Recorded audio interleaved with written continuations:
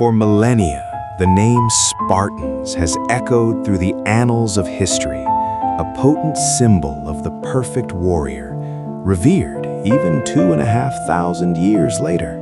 These were no mere soldiers, they were citizen warriors of the ancient Greek city-state of Sparta, forged from an early age into an unyielding weapon. Their transformation began brutally at the tender age of 7, enrolled in the infamous agoge. This was a merciless system designed to strip away weakness, involving calculated starvation that honed their resilience, constant, brutal combat to harden their bodies and spirits, and forced survival in the unforgiving wilderness.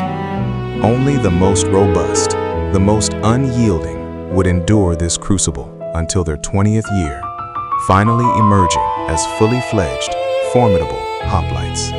Even then, their lives remained a perpetual drill. They resided in Spartan barracks until they were 30, subjected to relentless daily training. While their resilient wives adeptly managed their estates and households, the men of Sparta dedicated their entire existence, every waking moment, to the art and practice of war. This singular devotion to martial prowess ensured their dominance. For nearly 2 centuries, the Spartans reigned supreme across Greece, their absolute tactical superiority crushing all who stood against them. Nowhere was this more evident than at the legendary Battle of Thermopylae in 480 BC. Here, a mere 300 Spartans, augmented by 700 brave allies, faced an unimaginable host, 150,000 Persian immortals and their vast army. For 3 grueling days, they held the narrow pass, inflicting an astonishing 20,000 casualties upon the invaders, a heroic stand before finally being overwhelmed. That casualty ratio, an almost mythical 1 to 95, remains statistically impossible in the annals of ancient warfare. Their indomitable phalanx formation was quite simply impenetrable, with overlapping shields forming an unbreakable wall and 2.5-meter spears bristling forward. Combined with absolute, unwavering discipline, they embodied defiance. They never retreated. Yet, for all their unparalleled strength and legendary resolve, the Spartans harbored a fatal flaw, the stark reality of their small, exclusive population. Only the sons of full citizens were deemed worthy enough to become a Spartan. This extreme exclusivity proved to be their undoing. After the devastating Battle of Leuctra in 371 BC, where they suffered the irreplaceable loss of 400 elite warriors, the very heart of their fighting force, they never truly recovered. Within a single century, the proud citizen soldier population plummeted from a formidable 8,000 to less than a mere 1,000.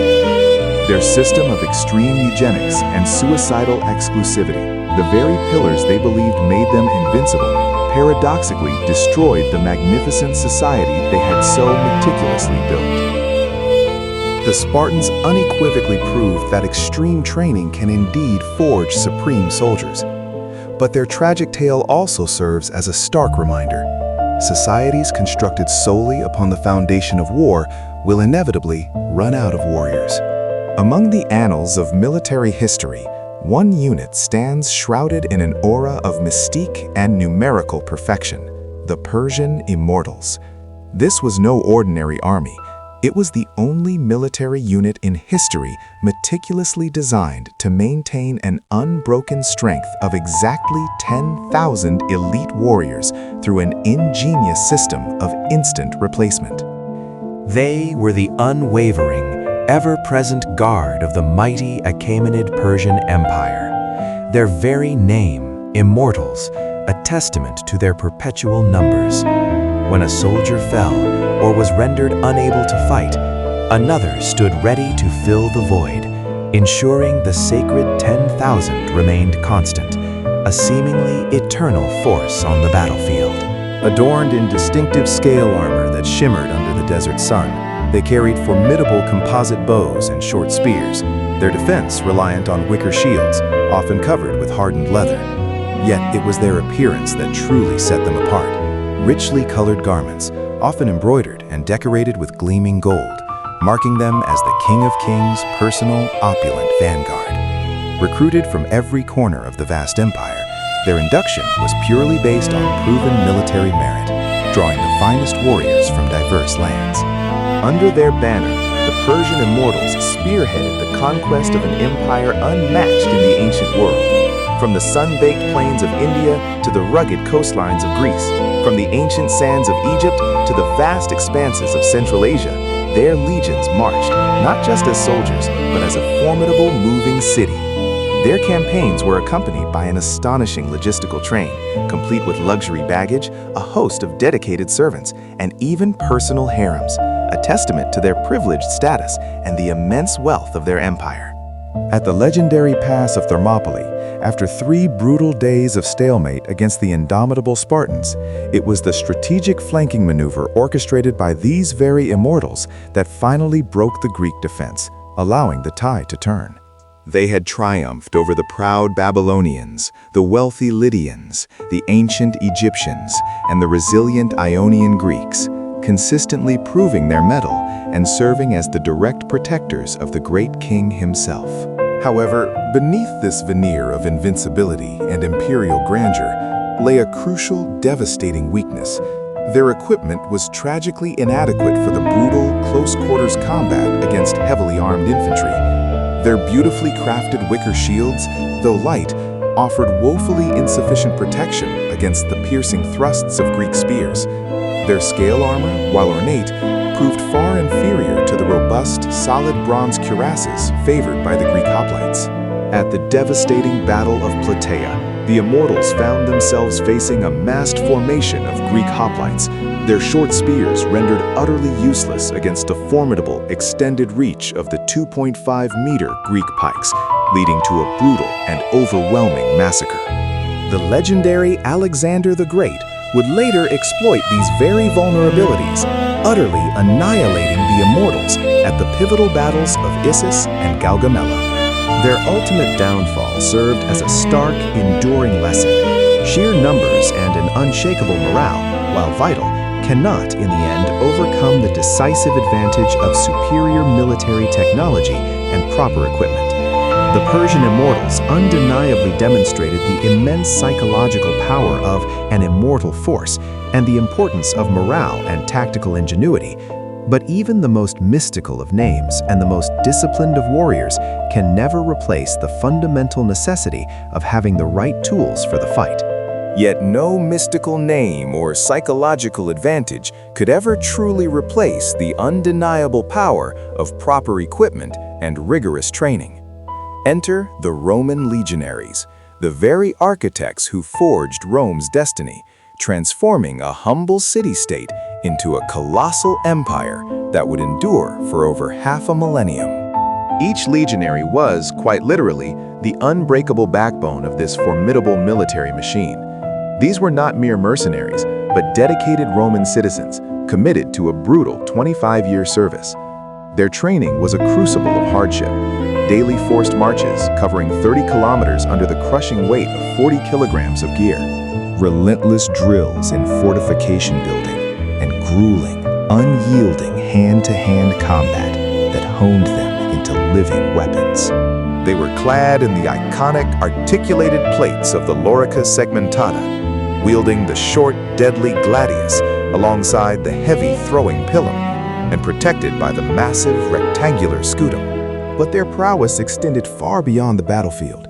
They were also master engineers, their collective hands raising the magnificent roads, bridges, and aqueducts that crisscrossed the empire, alongside the vital, expertly constructed defensive forts.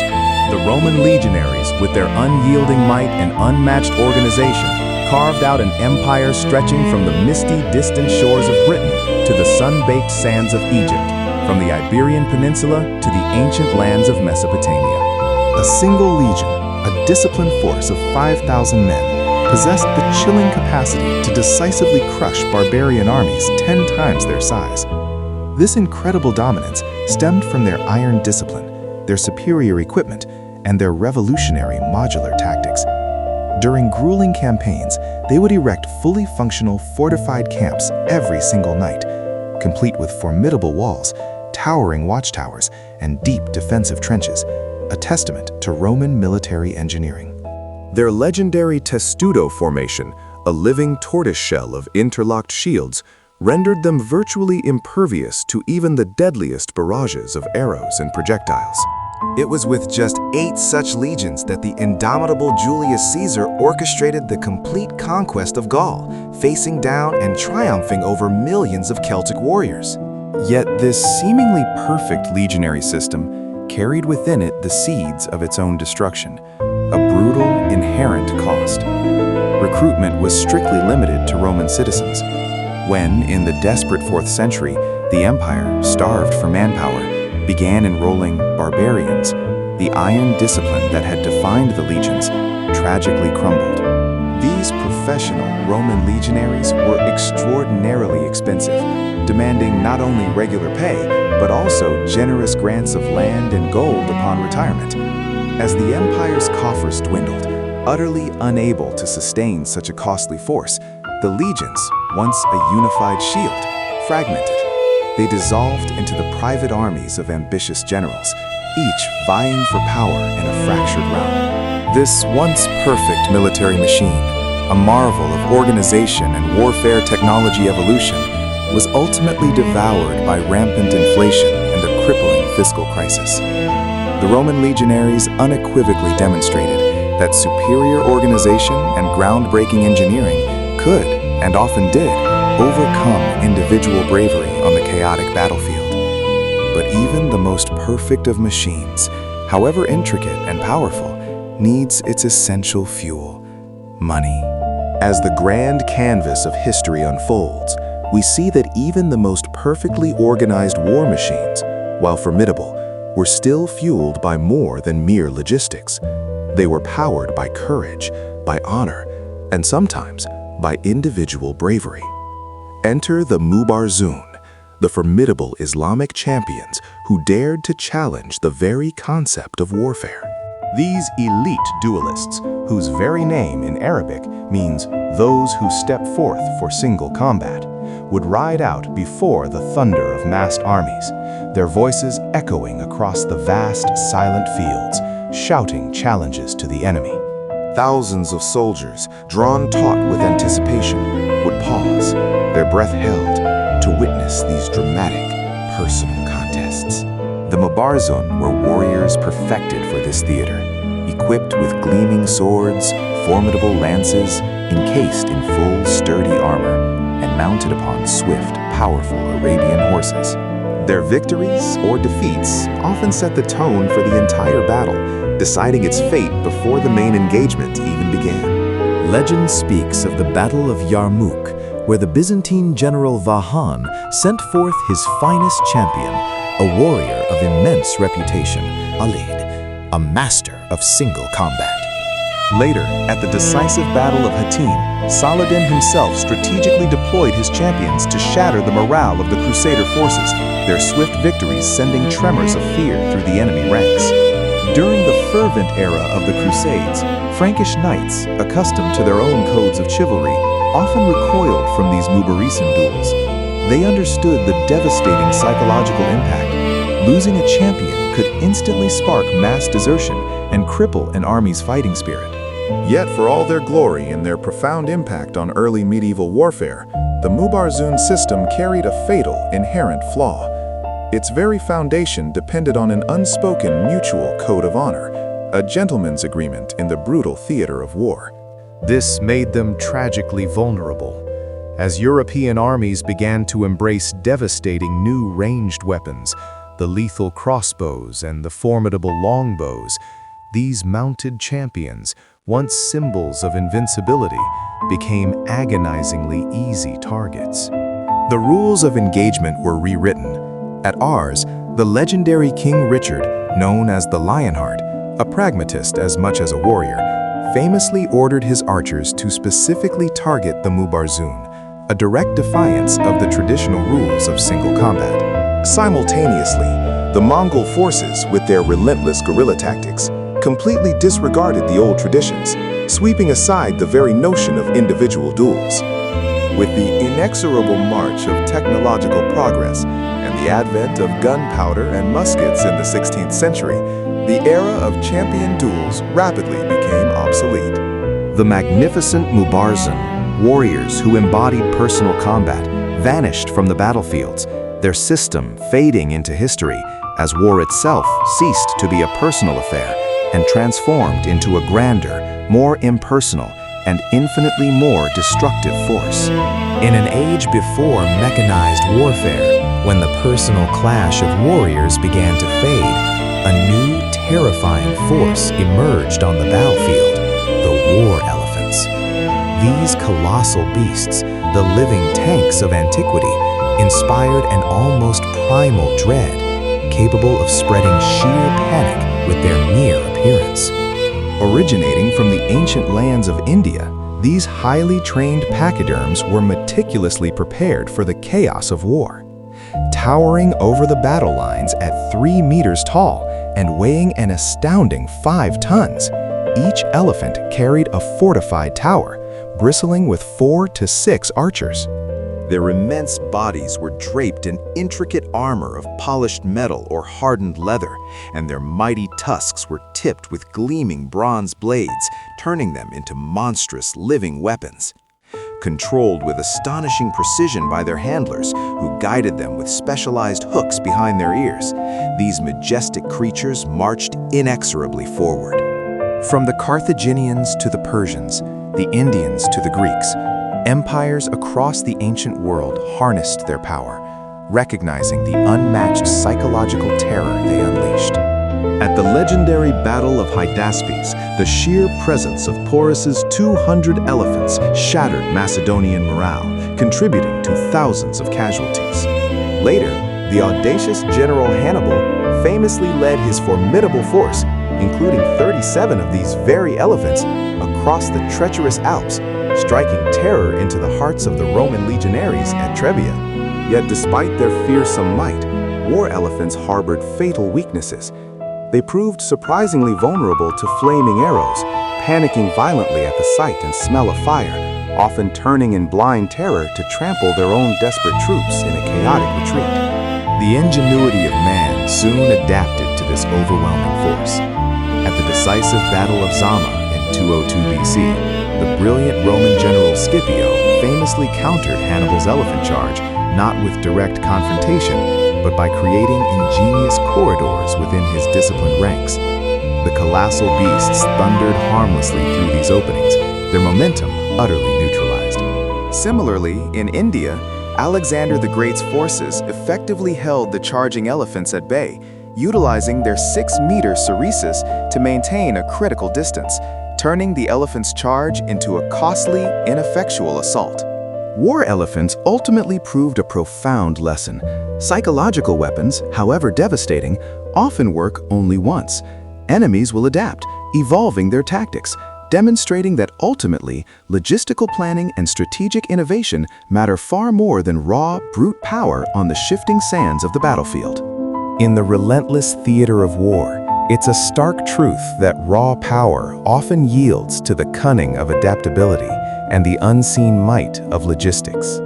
Nowhere was this more evident than with the emergence of the Vikings, a name that struck such profound terror across Europe that the very churches echoed with a desperate plea. God, deliver us from the fury of the Northmen. These were not merely raiders, they were the Scandinavians, the fierce Norwegians, the indomitable Swedes, the resolute Danes, who unleashed their formidable presence upon Europe from 793 to 1066 AD. More than just ruthless warriors armed with gleaming axes, formidable swords, sharp spears, and sturdy round shields, they were also ingenious traders, intrepid explorers, and ambitious settlers. Their unparalleled advantage lay in their magnificent Drakkar longships, vessels of engineering marvel that could not only brave the tempestuous open oceans, but also navigate the most treacherous, shallow rivers. They would materialize from the mists without warning, descend upon unsuspecting coastal monasteries, plunder their riches, and vanish back into the waves before any organized army could even stir. Their reach was staggering. The Vikings carved out vast territories like the Danelaw in England, seized control of Normandy and parts of Sicily, and forged vital trade routes stretching all the way to distant Constantinople. Centuries before Columbus, their longships had already kissed the shores of North America, a testament to their exploratory spirit. The sheer scale of their ambition was embodied by the Great Heathen Army, a formidable force of over 3,000 Vikings which swept across England, conquering 4 of its 5 Anglo-Saxon kingdoms. They were founders too, establishing pivotal settlements that would grow into cities like Dublin, Kiev, and Novgorod. Their mobility was legendary, allowing them to raid distant Muslim Seville and Christian Paris within the astonishing scope of a single campaign.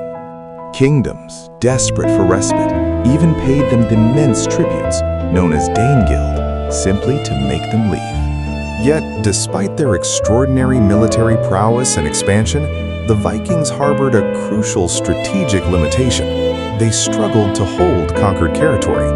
They were brilliant raiders, yes, but proved to be poor administrators. When they attempted to govern England, they were eventually outmaneuvered and defeated by Alfred the Great, who countered their swift attacks with a revolutionary network of fortified burhs. Elsewhere, when Viking settlers established themselves in Normandy, their distinct culture began to dissolve, assimilating into the vibrant French society within a mere 2 generations. The true end of the Viking Age was not a crushing defeat on the battlefield, but a profound cultural metamorphosis. The Christianization of Scandinavia, unfolding between 1000 and 1100 AD, gradually extinguished the flames of their ancient pagan warrior culture. The Viking Age did not end in defeat. It ended in a powerful, irreversible transformation. Even the fearsome berserkers, those elite Viking warriors renowned for entering a psychotic, pain-immune rage, biting their shields in their frenzied assaults, eventually faded into legend as their world evolved.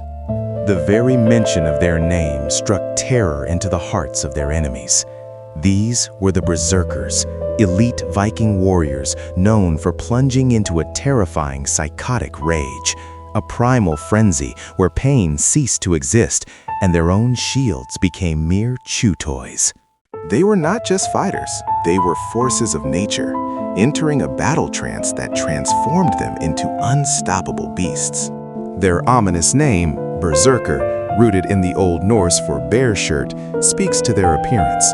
Donning bear or wolf pelts, they shed all semblance of humanity before battle, meticulously preparing through ancient rituals, perhaps aided by mind-altering hallucinogenic mushrooms or the deliberate intensity of hyperventilation. The result was a warrior immune to pain, possessing superhuman strength and utterly uncontrollable. When they charged, it was not with disciplined formations, but a chaotic, terrifying wave of raw aggression.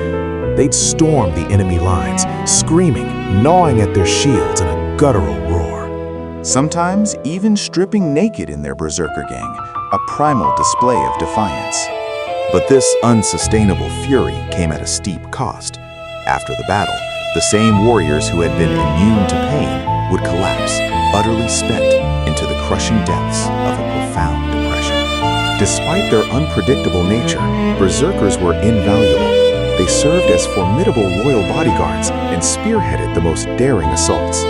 Legendary sagas like that of Ralph Cracky recount astonishing feats, a mere 12 berserkers single-handedly defending a king against hundreds of attackers. Medieval texts further amplify their legend, describing how a single berserker could fell 10, even 20 men alone before finally succumbing. The sheer, awe-inspiring power was epitomized at Stamford Bridge, where one lone berserker famously held an entire English army at bay, slaying 40 men before being ingeniously speared from beneath the bridge. Yet, for all their terrifying effectiveness, berserkers were, in essence, single-use weapons. The trance, once faded, left them utterly exhausted and dangerously vulnerable. Their chaotic ferocity meant they often disregarded orders, sometimes even turning their frenzied attacks upon their own allies. As the Viking world slowly embraced Christianity, the wild pagan practices of the berserkers became an anathema. The church formally outlawed them, seeing their uncontrolled rage as an affront to divine order. By 1123, in places like Iceland, their very behavior was officially banned. Society, evolving beyond raw tribalism, recognized that these psychotic, individualistic warriors were fundamentally incompatible with the emerging, structured command hierarchies. Thus, with the close of the Viking Age, the berserkers, once the apex of warrior ferocity, faded into legend, their untamed spirit giving way to more disciplined forms of warfare. Emerging from the tumultuous Nordic landscape, a distinct entity rose during the twilight of the Viking Age, an order unlike any other. They were the Jomsvikings, a unique military brotherhood, bound not just by blood or plunder, but by an unwavering written code of conduct and an almost monastic discipline. They were the disciplined elite, the true warriors of the northern seas. Their legendary stronghold, Jomsburg, its exact location now lost to history, but likely nestled somewhere along the rugged coast of Pomerania, served as their formidable home. Founded in the 10th century, this brotherhood admitted only the finest warriors, men aged between 18 and 50 who had proven their mettle through a grueling combat test.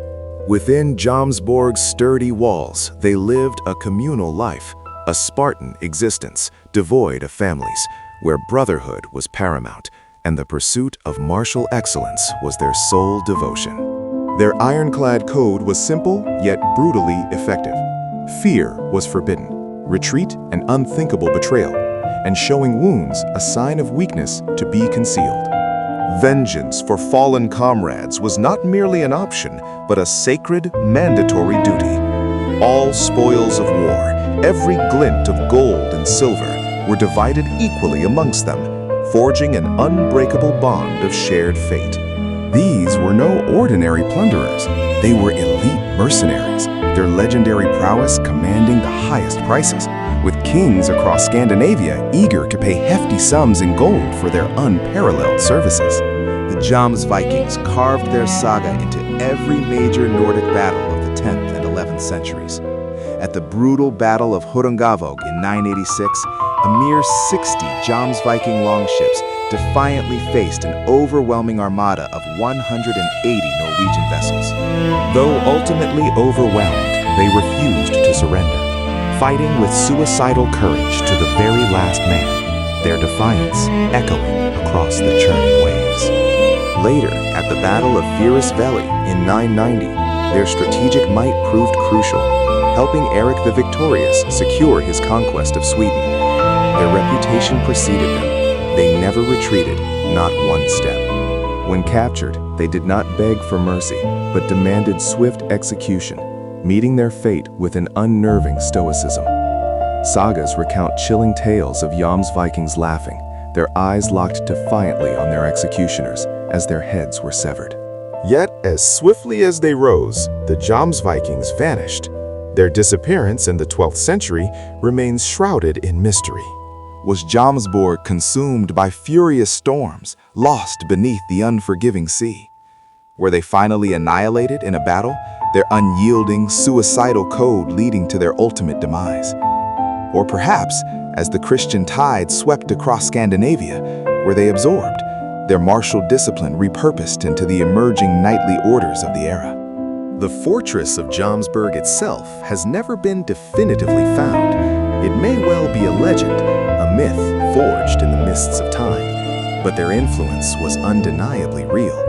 Their structured discipline and warrior ethos directly inspired later medieval military orders, like the formidable Knights Templar and the Teutonic Knights. They shattered the conventional image of the chaotic Viking, proving that warriors from the north could wield a discipline rivaling even the mighty Roman legionaries. The Jomsvikings stand as a precursor to the warrior monks who would redefine medieval warfare, a legacy seen clearly in the Knights Templar, those pioneering warrior monks who not only protected pilgrims, but also inadvertently laid the groundwork for modern banking before facing their own tragic end, burned at the stake for heresy. In the annals of history, few orders could claim the unwavering discipline and fervent dedication once exhibited by the Knights Templar. These were no mere soldiers. They were Catholic warrior monks, forged in the crucible of faith and war. Founded in 1119, their sacred mission was to safeguard the Christian pilgrims traversing the treacherous routes to the Holy Land. Each Templar took solemn vows of poverty, chastity, and absolute obedience, dedicating their lives entirely to God and the protection of the innocent. Clad in their iconic white mantles, emblazoned with a bold red cross, they were a striking and formidable presence. Their organizational structure was meticulously hierarchical, comprising valiant knights, influential nobles, steadfast sergeants, diligent commoners, and devoted chaplains. Across the vast expanses of Europe and the Middle East, the Templars erected mighty fortresses, formidable strongholds that served as beacons of their power and influence.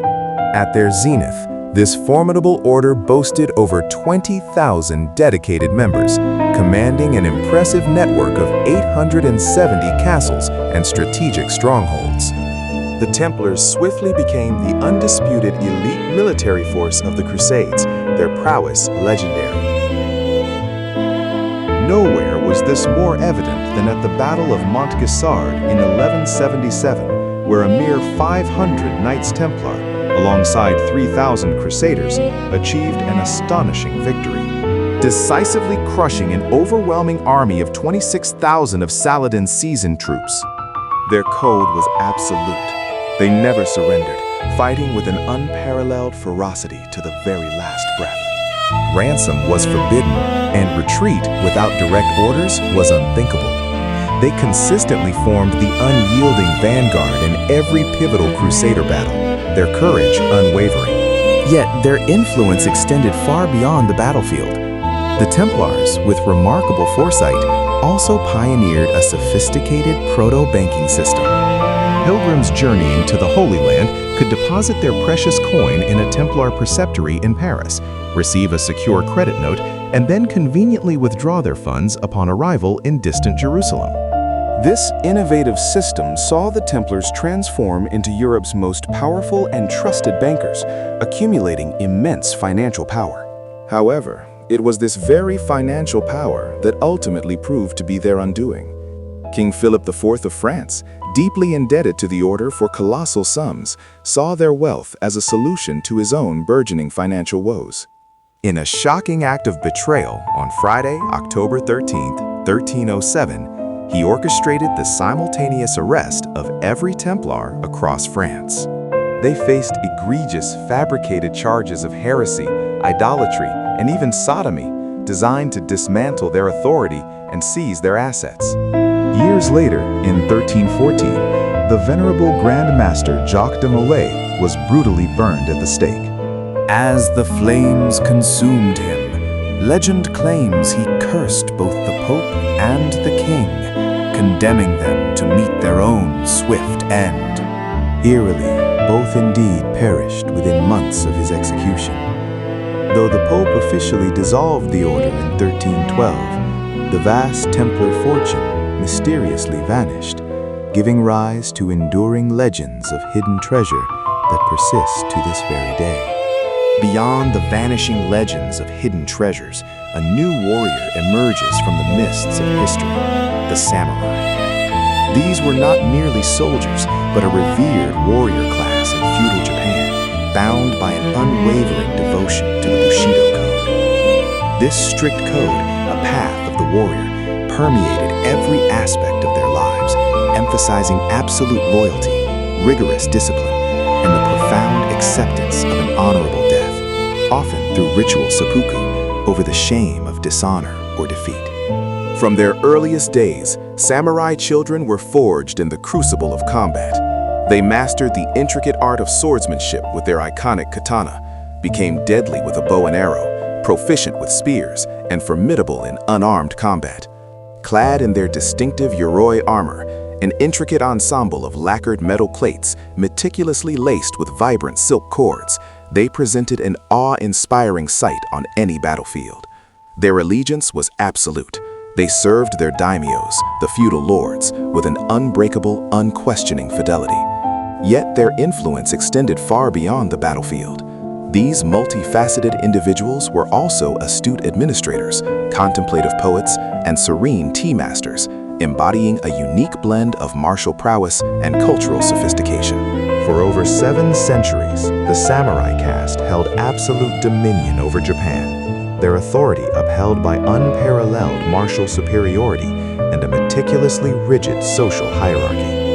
Their power was vividly demonstrated at pivotal moments in history, such as the monumental Battle of Sekigahara, where a staggering 160,000 samurai clashed in a brutal struggle for control of the entire nation.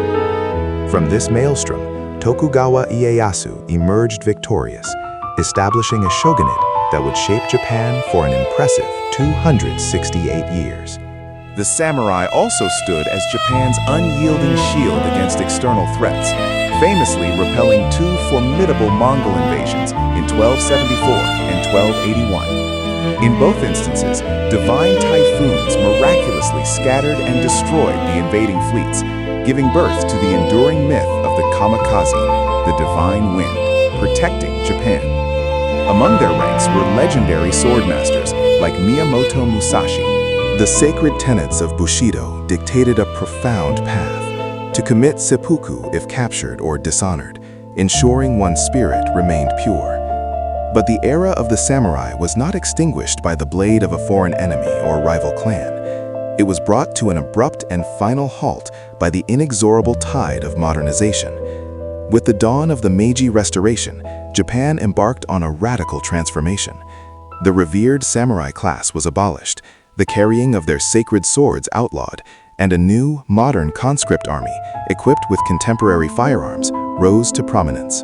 The samurai's defiant last stand came with the tragic Satsuma Rebellion. There, thousands of traditional samurai, armed with their venerable katanas and ancient tactics, faced the devastating might of a modern army composed largely of commoners wielding advanced rifles. The clash was brutal, swift, and ultimately heartbreakingly one-sided. 40,000 brave traditional samurai perished. Their revered leader, Saigo Takamori, upholding the ultimate dictate of Bushido, stoically performed seppuku on the battlefield as his cause crumbled. It was a stark and brutal truth. The elegant, deadly katana, once the soul of the samurai, could not prevail against the relentless torrent of machine gun fire and rifle volleys.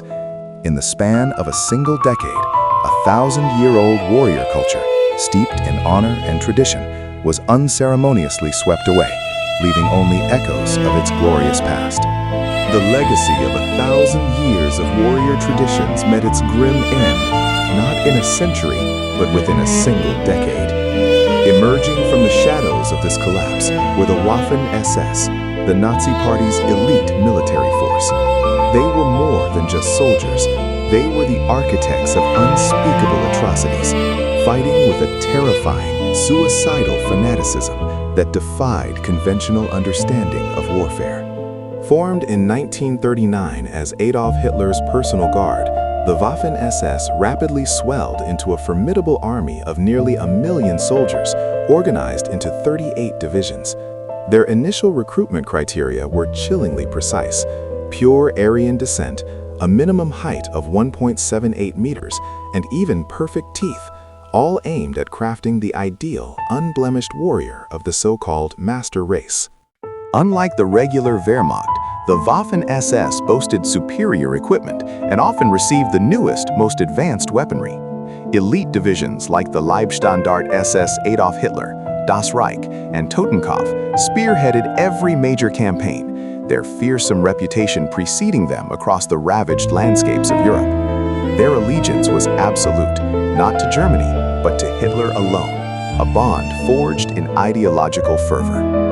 On the brutal Eastern Front, where the Red Army relentlessly pushed back, it was often the Waffen SS divisions that held the crumbling lines, refusing to yield even when the Wehrmacht faltered and retreated. At the titanic Battle of Kursk, the Leibstandarte SS Adolf Hitler division, exemplifying their grim determination, managed to penetrate an astonishing 80 kilometers into entrenched Soviet defenses. Later, in the desperate fighting in Normandy, the 12th SS Panzer Division Hitlerjugend comprised of fanatical teenagers aged just 16 to 18, valiantly held off seasoned British forces for weeks, fighting to the very last man. Their commitment was absolute.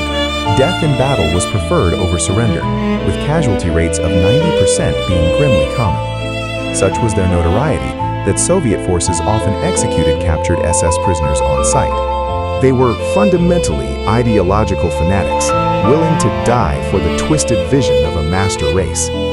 Yet this military prowess and unwavering loyalty were inextricably linked to horrific barbarity. The Waffen SS were undeniably war criminals. At Malmedy, during the Battle of the Bulge, they ruthlessly executed 84 unarmed American prisoners of war. The infamous Totenkopf Division massacred over 100 British prisoners at Les Paradis. Their insidious role extended far beyond the battlefield, with units like the Totenkopf actively participating in the systematic extermination of 1.5 million Jews in the death camps. After the war, the full extent of their monstrous actions came to light. The Waffen SS was formally declared a criminal organization at the Nuremberg trials, its members facing justice, with many executed or imprisoned for their unspeakable crimes against humanity. Their chilling legacy remains a stark reminder of how military discipline can be perverted by extremist ideology. And now, we turn our gaze to a different kind of warrior, forged in the crucible of ice and snow, the Finnish snipers. These weren't just soldiers, they were the silent guardians of a nation, inflicting an astonishing 700,000 Soviet casualties in a mere 100 days. Their theater of war was the harshest winter of the 20th century, a landscape of frozen tundras and deep, unforgiving forests. The Finnish snipers were ordinary citizen soldiers, men and women drawn from farms and villages, who rose to defend their beloved homeland against the overwhelming Soviet invasion during the brutal Winter War. They lacked sophisticated military hardware, often relying on basic equipment. Their trusty Mosin Nagant rifles, devoid of complex scopes, used alongside simple skis for silent traversal. Clad in white camouflage, they became one with the snow, their movements unseen, their presence unfelt. Their profound, intimate knowledge of the Finnish forests and terrain transformed them into masters of guerrilla tactics. They struck with devastating ambushes, launched terrifying night attacks, and then, like phantoms, simply vanished back into the vast, silent expanse of snow and trees. These brave Finns endured and fought relentlessly in unimaginably brutal conditions, with temperatures plummeting to a life-threatening -40 degrees Celsius. Against a formidable Soviet Union that invaded with a staggering 1 million troops, Finland could only muster a modest 300,000 soldiers. Yet, despite these astronomical odds, the Finnish snipers achieved a statistically impossible casualty ratio, inflicting 5 to 7 Soviet casualties for every single Finn lost.